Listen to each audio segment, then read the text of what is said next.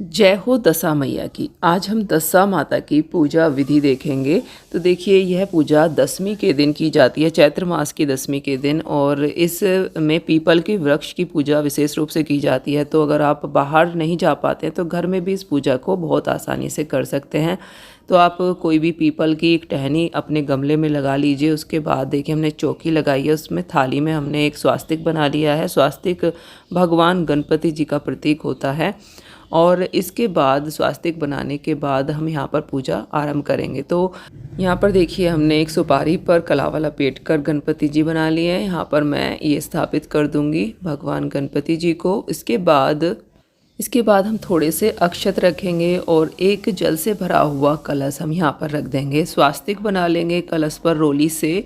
और इसके बाद एक हम देखिए पत्ता लेंगे, पीपल का पत्ता लीजिए, इस पर हम माता की प्रतिमा हल्दी से बना लेंगे। तो पीपल के पत्ते का इस पूजा में बहुत ज़्यादा महत्व होता है। पीपल के वृक्ष की का भी बहुत ज़्यादा महत्व है। आप बाहर अगर जा पाएँ तो पीपल के पेड़ के नीचे बैठ के पूजा करें। तो इस तरह से देखिए, हमने दशा माता की एक हल्दी से प्रतिमा बना ली है। अब हम इनको रोली से हल्दी से तिलक कर देंगे।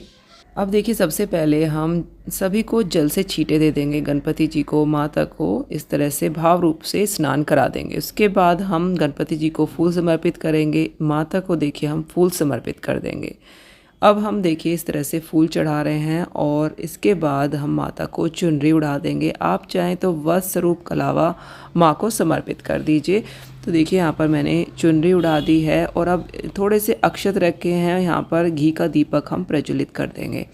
तो यहाँ पर देखिए, मैंने धूप भी लगा दी है। धूप दीप दिखाने के बाद हम पीपल का जो वृक्ष है उस पर हम 10-10 टिक्कियाँ लगाते हैं। तो सबसे पहले हम हल्दी से 10 टीके लगाएंगे, उसके बाद हम रोली से 10 टीके लगाएंगे और उसके बाद हम मेहंदी से 10 टीके लगाएंगे। कहीं कहीं पर काजल से भी 10 टीके लगाए जाते हैं।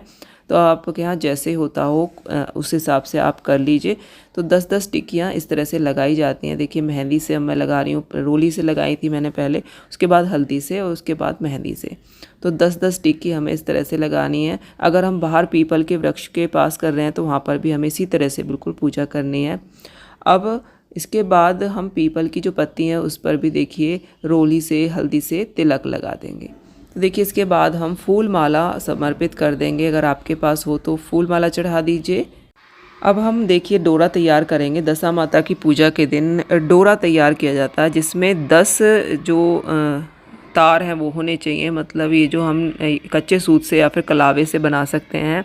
तो आपको 10 इसमें धागे लेने हैं। उसके बाद इसमें 10 ही गांठ बांध लेनी है। थोड़ा सा लंबा लीजिए क्योंकि इसको गले में पहनना होता है। तो इस तरह से देखिए 10 गांठें मैंने लगा ली हैं। अब हम इसको हल्दी में भिगो देंगे। हल्दी में इसको डुबोने के बाद हम माता के चरणों में यहीं पर समर्पित कर देंगे और पूजा के बाद हम इसको धारण करेंगे। 1 साल तक ये डोरा धारण करते हैं। अगर नहीं भी कर पाते हैं तो कम से कम 10 दिन के लिए ज़रूर करें। अगर 10 दिन के लिए भी नहीं कर पाते हैं तो 1 दिन के लिए तो ज़रूर ये डोरा धारण करें। उसके बाद आप अपनी किसी भी चैन में इसको बांध कर रख दीजिए और अगले साल आप इसको विसर्जित कर दीजिए।